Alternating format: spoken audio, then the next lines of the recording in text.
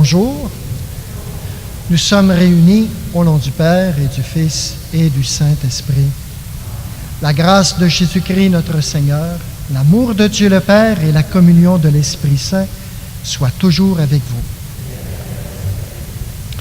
Un grand champ à moissonner, une vigne à vendanger. Dieu vient sur nos routes, à notre rencontre, pour appeler des ouvriers pour sa vigne, pour son champ à moissonner. Dieu a une façon bien particulière d'appliquer la justice qui ne correspond peut-être pas à notre façon de concevoir le monde. Je me souviens, quand j'étais petit, plusieurs fois, j'ai accusé mes parents d'être injustes. Pourquoi moi, j'avais le droit de sortir jusqu'à 8 heures à tel âge, puis elle peut sortir tout de suite jusqu'à cette heure? Hein? Vous avez probablement déjà eu à répondre à ce genre de questions. Il y a des ouvriers qui ont le goût de dire un peu la même chose aux propriétaires de la vigne. Alors, laissons-nous interpeller par la bonté du Seigneur, l'amour infini du Seigneur, et essayons de nous émerveiller justement de la grandeur de son amour.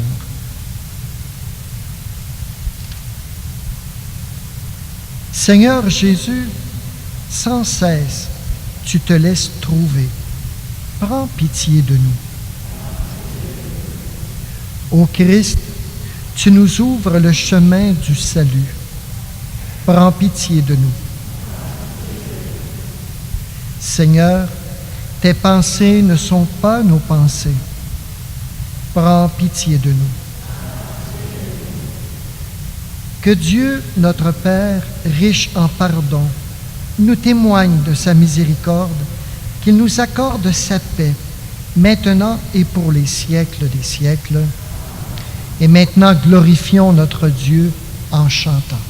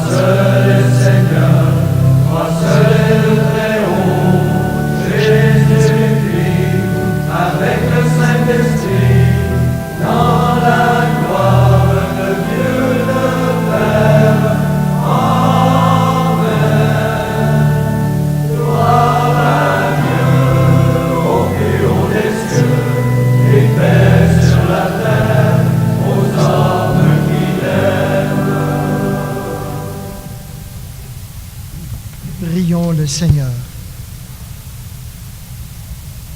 Seigneur, tu as voulu que toute la loi consiste à t'aimer et à aimer son prochain.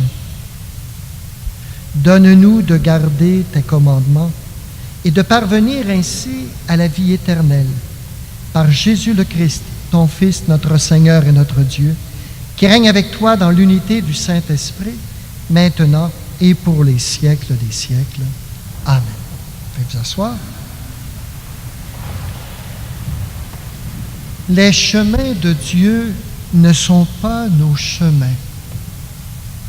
Sa manière de traiter ses enfants est bien différente de la nôtre. Mais quand on commence à saisir son amour, alors on peut arriver à s'émerveiller et on fait tout pour que les autres puissent le découvrir eux aussi, découvrir ce chemin du bonheur. Écoutons la parole de Dieu. Lecture du livre du prophète Isaïe. Cherchez le Seigneur tant qu'il se laisse trouver. Invoquez-le tant qu'il est proche. Que le méchant abandonne son chemin et l'homme perfide ses pensées. Qu'il revienne vers le Seigneur qui lui montrera sa miséricorde, vers notre Dieu qui est riche en pardon. Car mes pensées ne sont pas vos pensées, et vos chemins ne sont pas mes chemins, oracle du Seigneur. Autant le ciel est élevé au-dessus de la terre, autant mes chemins sont élevés au-dessus de vos chemins, et mes pensées au-dessus de vos pensées. Parole du Seigneur.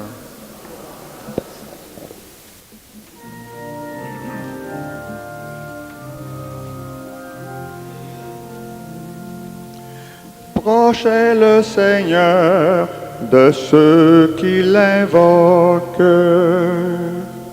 Proche est le Seigneur de ceux qui l'invoquent. Chaque jour, je te bénirai, je louerai ton nom toujours et à jamais. Il est grand le Seigneur, hautement loué, à sa grandeur. Il n'est pas de limite. Proche est le Seigneur de ceux qui l'invoquent. Le Seigneur est tendresse et pitié, lent à la colère et plein d'amour. La bonté du Seigneur est pour vous, sa tendresse pour toutes ses œuvres.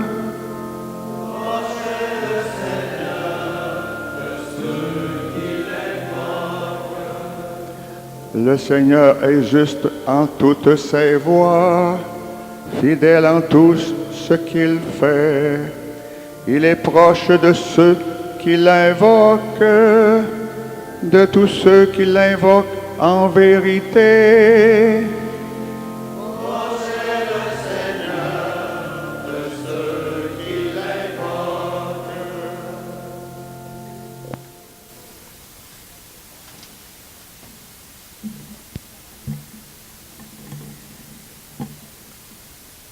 Lecture de la lettre de saint Paul apôtre aux Philippiens.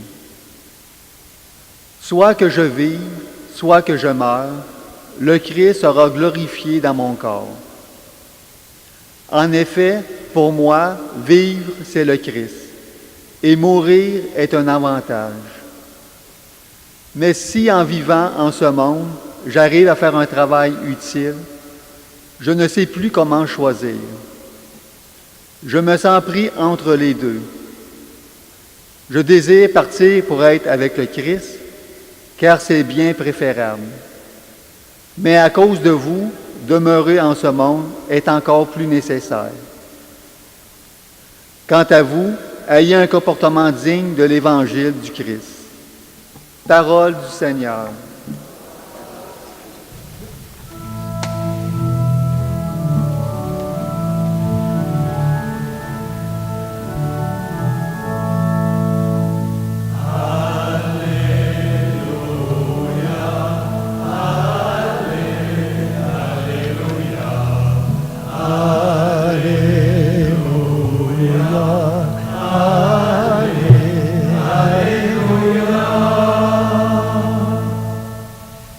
La bonté du Seigneur est pour tous, sa tendresse pour toutes ses œuvres. Tous acclameront sa justice. Alléluia, Alléluia, Alléluia, Alléluia.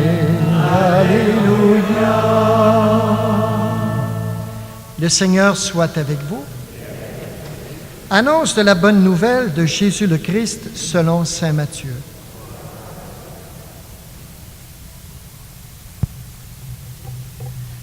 En ce temps-là, Jésus disait cette parabole à ses disciples.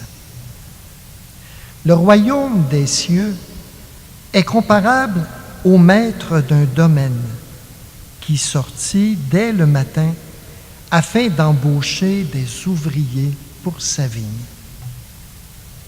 Il se mit d'accord avec eux sur le salaire de la journée. 1 denier, c'est-à-dire 1 pièce d'argent, et il les envoya à sa vigne. Sorti vers 9 heures, il en vit d'autres qui étaient là sur la place, sans rien faire. Et à ceux-là, il dit, « Allez à ma vigne, vous aussi, et je vous donnerai ce qui est juste. » Ils y allèrent. Il sortit de nouveau vers midi, puis vers 3 heures, et fit de même. Vers 5 heures, il sortit encore, en trouva d'autres qui étaient là, et il leur dit, « Pourquoi êtes-vous restés là toute la journée sans rien faire? » Ils lui répondirent, « Parce que personne ne nous a embauchés. » Il leur dit, « Allez à ma vigne, vous aussi. » Le soir venu, le maître de la vigne dit à son intendant, « Appelle les ouvriers et distribue le salaire, en commençant par les derniers, pour finir par les premiers. » Ceux qui avaient commencé à 5 heures s'avancèrent et reçurent chacun 1 pièce d'1 denier. Quand vint le tour des premiers, ils pensaient recevoir davantage, mais ils reçurent eux aussi chacun 1 pièce d'1 denier. En la recevant, ils récriminaient contre le maître du domaine. Ceux-là, les derniers venus, n'ont fait qu'1 heure, et tu les traites à l'égal de nous, qui avons enduré le poids du jour et de la chaleur. Mais le maître répondit à l'un d'entre eux, « Mon ami, je ne suis pas injuste envers toi. N'as-tu pas été d'accord avec moi pour 1 denier? Prends ce qui te revient et va-t'en. Je veux donner au dernier venu autant qu'à toi. N'ai-je pas le droit de faire ce que je veux de mes biens? Ou alors, ton regard est-il mauvais parce que moi, je suis bon? » C'est ainsi que les derniers seront premiers et les premiers seront derniers. Acclamons la parole de Dieu.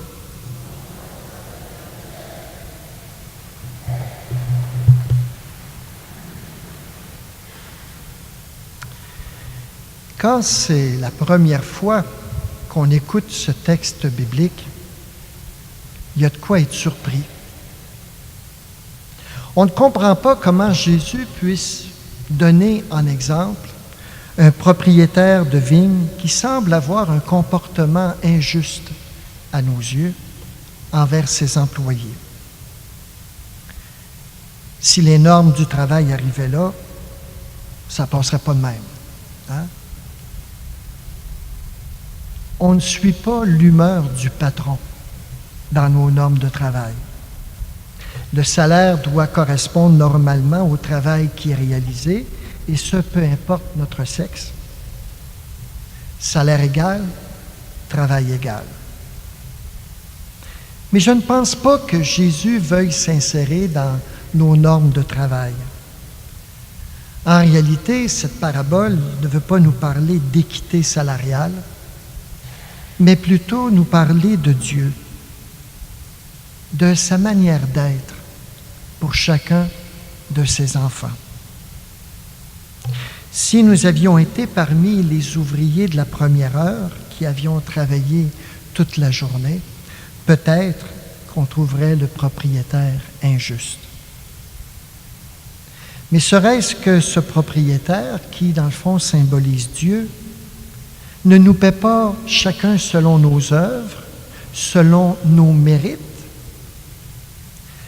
Quand on fouille dans la Bible, on retrouve des versets qui ressemblent à ça et qui dérangent. Par exemple, Saint Paul, dans sa 2e lettre à Timothée, « Dieu nous a sauvés, il nous a appelés à une vocation sainte, non pas à cause de nos propres actes, mais à cause de son projet à lui et de sa grâce. Cette grâce nous avait été donnée dans le Christ Jésus avant tous les siècles. » Cette grâce, ce salaire, nous a été donné avant tous les siècles. Ce paradis à la fin de nos jours nous a été donné avant tous les siècles. Autrement dit, ce n'est pas parce qu'on a une vie exemplaire, ce n'est pas parce que nous allons à la messe à tous les dimanches, que nous prions à tous les jours, que nous sommes charitables avec ceux qui sont dans le besoin, que nous allons recevoir une plus grande récompense à la fin de nos jours. Un peu comme les ouvriers de la première heure. Nous allons recevoir le même paradis. Il n'y a pas de demi-paradis, puis 3/4 de paradis, puis paradis entier, puis 150% de paradis. Il y a juste un paradis. Pensons au bon larron. Aujourd'hui, avec moi, tu seras dans le paradis. Il n'a pas fait grand-chose, le larron, pour aller au paradis. C'est un criminel.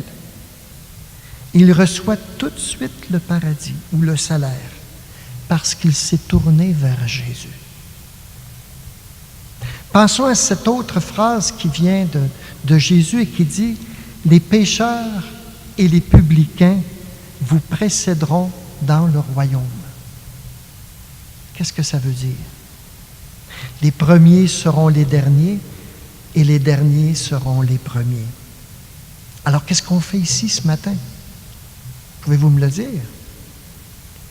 Qu'est-ce que ça nous donne de plus de prier, de nous rassembler à tous les dimanches pour prier, pour célébrer la messe? Qu'est-ce que ça nous donne de plus de partager avec les plus démunis si tout le monde a droit à la même récompense à la fin de nos jours? Il y a quelques mots qui sont prononcés par Jésus à la fin de la parabole. Les mots qu'il a placés dans la bouche du propriétaire de la vigne. Ces mots qui s'adressent à ceux qui veulent un peu se rebeller du salaire qu'ils ont reçu. Ton regard est-il mauvais parce que moi je suis bon? Ton regard est-il mauvais parce que moi je suis bon? Ces paroles peuvent nous être adressées aussi à nous. C'est une phrase qui part du cœur de Jésus, du cœur infiniment grand de Jésus, et qui vient nous rejoindre dans notre cœur, peut-être pas assez grand encore. Si ça nous choque, un tel comportement de la part de Dieu, c'est peut-être parce qu'on cherche à influencer Dieu, à manipuler Dieu pour qu'il agisse selon nos critères à nous, qu'il agisse selon notre expérience, notre sagesse à nous, avec nos yeux humains. Mais si on accepte de changer notre regard, on peut se rendre compte de la beauté, de la grandeur, de la bonté de Dieu. C'est le propriétaire qui part à la recherche d'employés, qui part à la recherche d'ouvriers pour réaliser son projet. Et lorsqu'il voit des personnes qui ne travaillent pas, il leur offre du travail. Pour lui, ce qui compte le plus, c'est que tous travaillent à son projet, à sa vigne, à la réalisation de son règne. Un règne où c'est l'amour qui prime. Même le bon larron, même s'il n'a pas travaillé beaucoup, a travaillé. Entre autres, du haut de sa croix, lorsqu'il essaie d'interpeller l'autre larron de l'autre côté de Jésus, pour lui dire, pour lui expliquer l'injustice qu'on est en train de faire à Jésus. C'est pas beaucoup, mais quand on est crucifié, c'est peut-être difficile de faire plus. L'important, c'est de faire notre part dans ce travail. Et quand on travaille, on reçoit déjà ce salaire. Et c'est quoi le salaire? Qu'est-ce que ça donne de plus?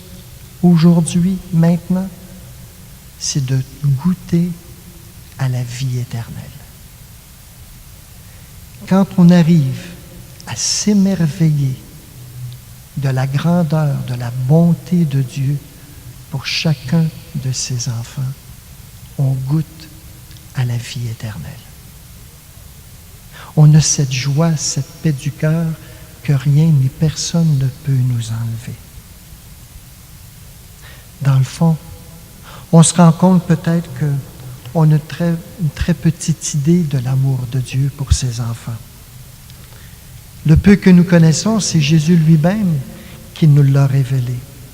Et ce que Jésus nous dit de Dieu, c'est que Dieu est comme un père avec un cœur de mère qui nous porte un regard d'amour, d'infinie tendresse, d'infinie miséricorde et qu'il est prêt à tout nous donner pour que nous ayons la vie.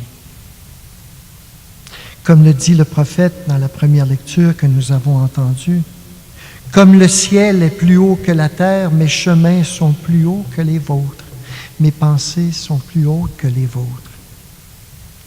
C'est difficile de comprendre qui est Dieu avec notre intelligence, avec notre raison et même avec notre cœur. Parce que Dieu, comme dit Saint Jean, est plus grand que notre cœur. Dieu nous surprendra toujours par son amour infini. C'est pour ça que Jésus utilise les paraboles, pour essayer de nous aider, de nous rapprocher de lui. Ainsi, peu à peu, on s'approche de son amour, de l'amour qu'il a pour nous, de sa capacité d'accueil qu'il a pour nous et de son désir de nous donner la vie éternelle. Saint Paul, qui avait vécu une conversion fulgurante, a quand même a été saisi par Dieu. Et pour lui, vivre, ce n'était que le Christ. Et même Saint Paul, qui aurait préféré déjà vivre au paradis en présence du Christ, le dit, « Pour être avec le Christ, c'est pour moi bien préférable, mais à cause de vous, demeurer en ce monde est encore nécessaire. » C'était nécessaire pour les hommes et femmes qui vivaient autour de Saint Paul de découvrir jusqu'où Dieu nous aime. Et c'était la mission que Saint Paul avait reçue. Il préférait continuer à travailler, même s'il avait déjà sa récompense, pour pouvoir partager ce bonheur avec ceux et celles qui l'entouraient. Avec nous encore aujourd'hui.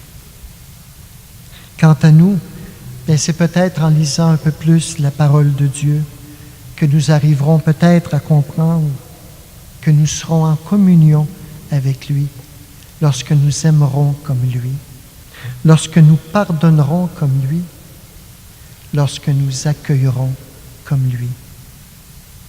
C'est peut-être encore plus en méditant cette parabole que nous arriverons à nous réjouir lorsqu'on offrira la citoyenneté canadienne à tous ces migrants qui désirent venir eux aussi vivre dans notre pays, avoir ce bonheur de vivre avec leurs enfants dans un pays en paix.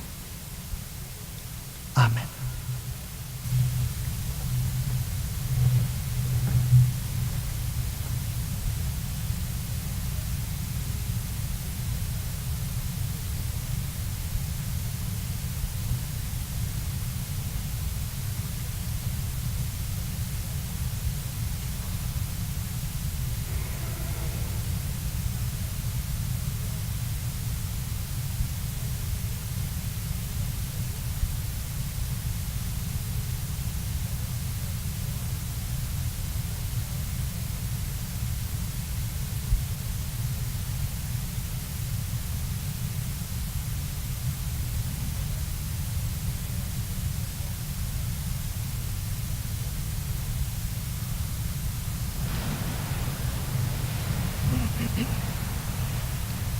Proclamons maintenant notre foi.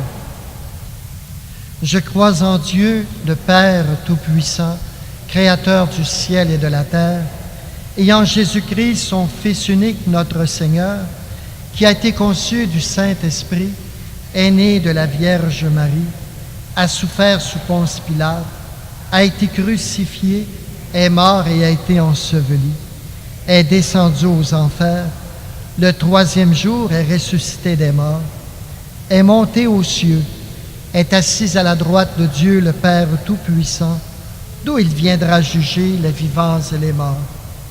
Je crois à l'Esprit Saint, à la Sainte Église catholique, à la communion des saints, à la rémission des péchés, à la résurrection de la chair et à la vie éternelle.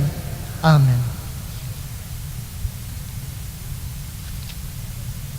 Dieu montre sa bienveillance à tous ses enfants, du premier jusqu'au dernier. Invoquons-le avec confiance. Après chacune des intentions, nous répondrons « Toi qui es bon, écoute-nous ». Pour les hommes et les femmes qui dirigent des nations, afin qu'ils veillent au respect de la justice et au bien-être des plus nécessiteux. Prions. Toi qui es bon, écoute-nous.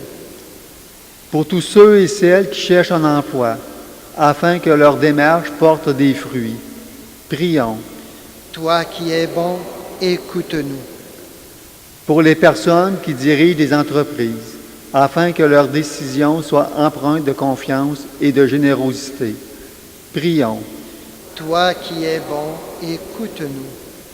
Pour tous ceux et celles qui œuvrent à transmettre l'Évangile, et pour les jeunes et les adultes qui suivent un parcours de formation à la vie chrétienne. Prions. Toi qui es bon, écoute-nous. Pour les membres de notre communauté, afin que sans se lasser, ils mettent leur talent au service de l'Église et de la société en général. Prions. Toi qui es bon, écoute-nous. Prions afin que l'Esprit Saint puisse éclairer les dirigeants de la Corée du Nord et des États-Unis, afin que nous puissions continuer de vivre la paix au niveau planétaire. Ensemble, nous prions. Toi qui es bon, écoute-nous.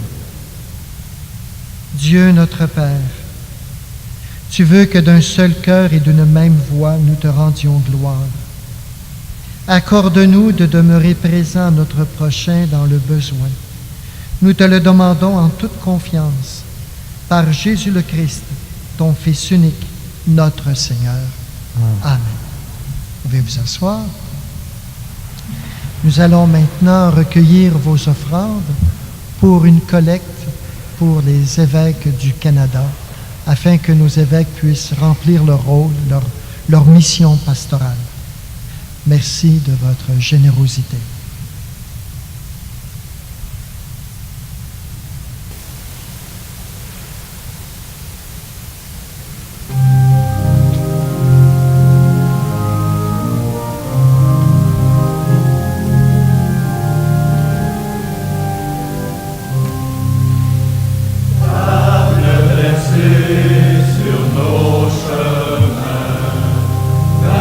Partagez pour notre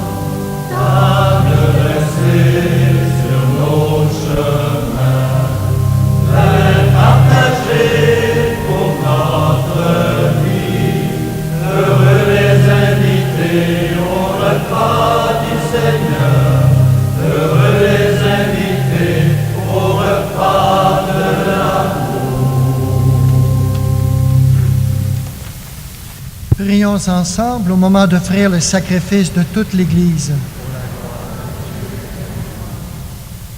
Reçois favorablement, Seigneur, les offrandes de ton peuple, pour qu'il obtienne dans le mystère eucharistique les biens auxquels il croit de tout son cœur. Par Jésus, ton Fils, notre Seigneur.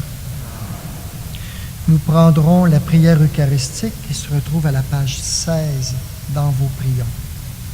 Le Seigneur soit avec vous. Élevons notre cœur, parce que sa bonté est pour tous ses enfants. Rendons grâce au Seigneur notre Dieu. Vraiment, il est juste et il est bon de te rendre gloire, de t'offrir notre action de grâce toujours et en tout lieu. À toi, Père très saint, Dieu éternel et tout-puissant, par le Christ notre Seigneur. Dans le mystère de sa Pâque, il a fait une œuvre merveilleuse. Car nous étions esclaves de la mort et du péché, et nous sommes appelés à partager sa gloire. Nous portons désormais ces noms glorieux: nation sainte, peuple racheté, race choisie, sacerdoce royal. Nous pouvons annoncer au monde les merveilles que tu as accomplies, toi qui nous fais passer des ténèbres à ton admirable lumière. C'est pourquoi, avec les anges et tous les saints, nous proclamons ta gloire en chantant d'une seule voix.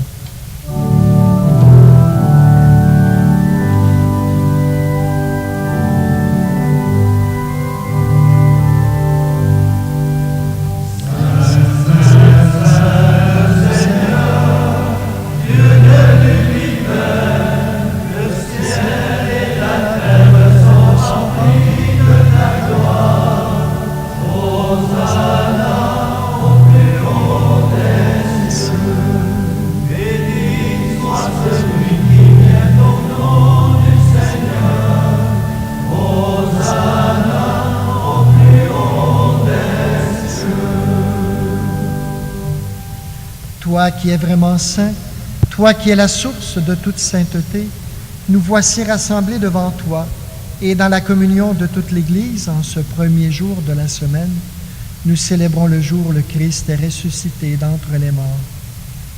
Par lui que tu as levé à ta droite, Dieu notre Père, nous te prions. Sanctifie ces offrandes en répandant sur elles ton esprit, qu'elles deviennent pour nous le corps et le sang de Jésus le Christ, notre Seigneur.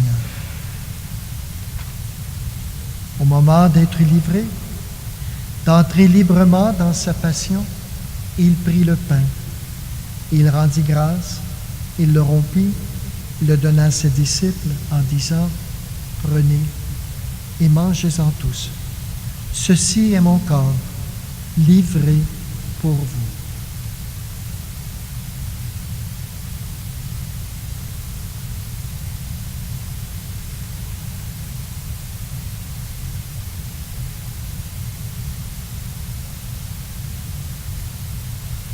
De même, à la fin du repas, il prit la coupe.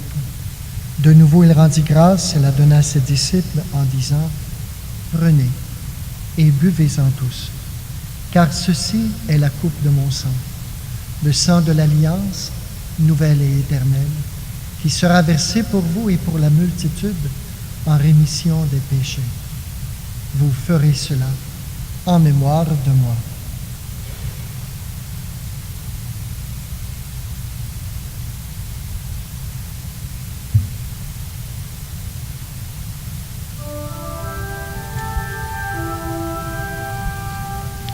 Il est grand le mystère de la foi. Nous proclamons ta mort, Seigneur Jésus. Nous célébrons ta résurrection. Nous attendons ta venue dans la gloire.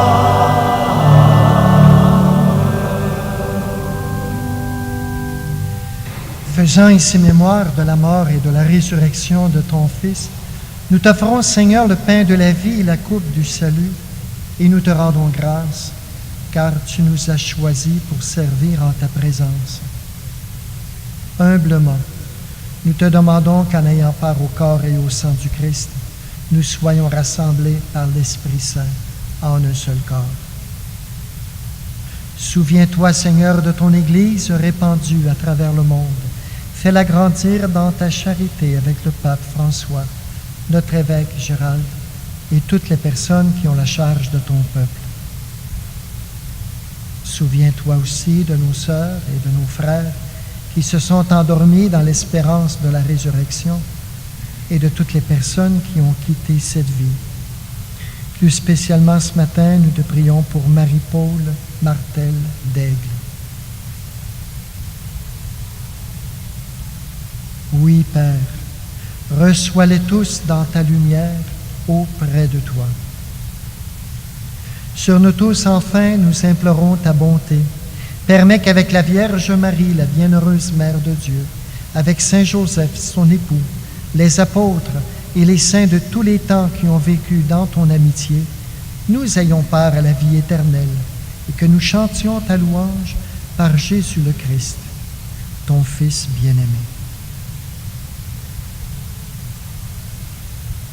Par lui, avec lui et en lui, à toi, Dieu le Père Tout-Puissant, dans l'unité du Saint-Esprit, tout honneur et toute gloire pour les siècles des siècles.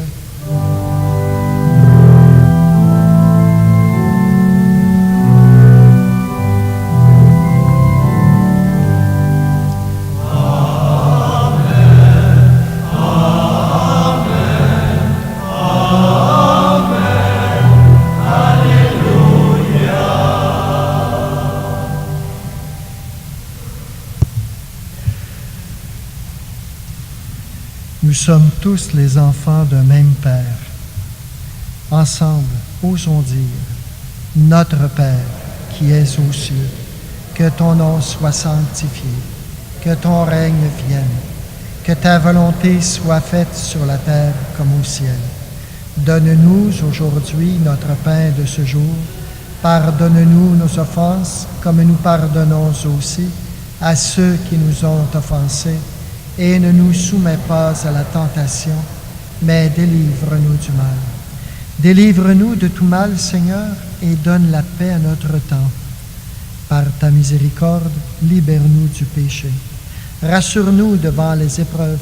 En cette vie, nous espérons le bonheur que tu promets et l'avènement de Jésus le Christ, notre Sauveur.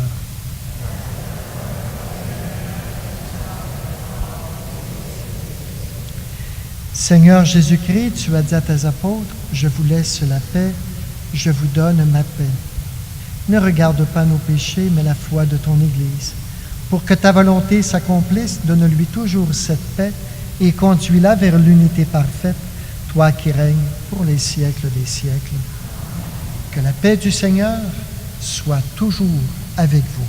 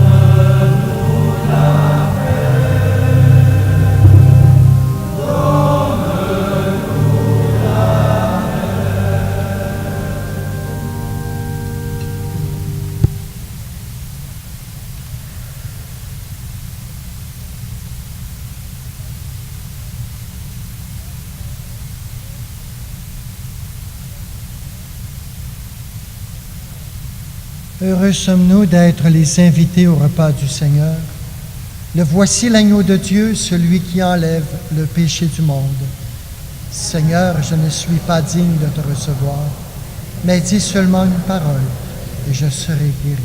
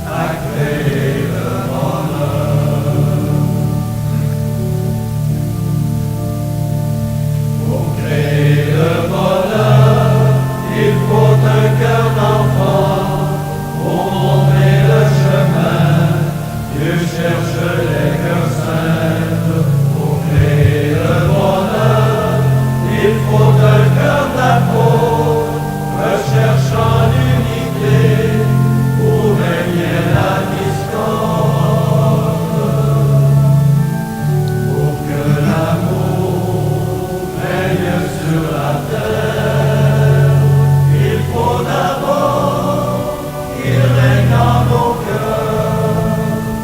Ô Dieu d'amour, donne ta lumière à ceux qui cherchent à créer le bonheur.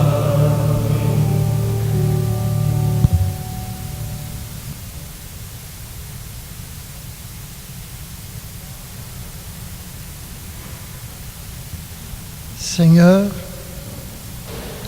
que ton aide accompagne toujours ceux et celles que tu as nourris de tes sacrements, afin qu'ils puissent, dans ces mystères et par toute leur vie, recueillir les fruits de la rédemption. Par Jésus, ton Fils, notre Seigneur. Amen. Nous recommandons à vos prières les personnes suivantes. Madame Émilienne Pomerleau, décédée à l'âge de 96 ans, qui habitait à Inverness. Ses funérailles ont eu lieu hier à Inverness. Madame Rosanne Tardy, décédée à l'âge de 89 ans, elle demeurait à Victoriaville et ses funérailles ont eu lieu ici à Saint-Calixte hier. Madame Jeannette Tanguay, décédée à l'âge de 76 ans, qui demeurait aussi à Plessisville, et ses funérailles ont été aussi célébrées hier à Saint-Calixte. Monsieur Henri Grégoire, décédé à l'âge de 91 ans, il demeure à Plessisville et ses funérailles ont été célébrées hier aussi à Plessisville. Madame Juliette Goudreau, décédée à l'âge de 89 ans, qui demeure à Plessisville, ses funérailles auront lieu lundi, le 25 septembre à 11h, à Notre-Dame de Fatima, ainsi que M. Roland Blondeau, qui est décédé à l'âge de 84 ans. Il était l'époux de Doris Fréchette de Plessisville, et ses funérailles auront lieu samedi, le 30, la semaine prochaine, à Saint-Calixte, à 11h30. Portons tous ces défunts, mais aussi leurs familles, dans la prière. Que le Seigneur leur donne la paix pour traverser cette étape importante dans leur vie. Dimanche prochain, nous célébrerons le 15e anniversaire de la chapelle d'adoration qui se situe à l'église Notre-Dame de Fatima. Alors, c'est l'abbé Alain Pouliot, ancien curé ici à Plessisville, qui va venir nous entretenir, qui va célébrer la messe et qui, dans l'après-midi, aura un temps de rencontre, un temps de prière, un exposé aussi sur l'importance de l'adoration aujourd'hui en 2017. Alors, vous aurez plus de détails dans le feuillet paroissial. À compter de mercredi soir, au sous-sol de l'église, ici de la sacristie, il y aura des cours, ou plutôt des partages bibliques sur les paraboles.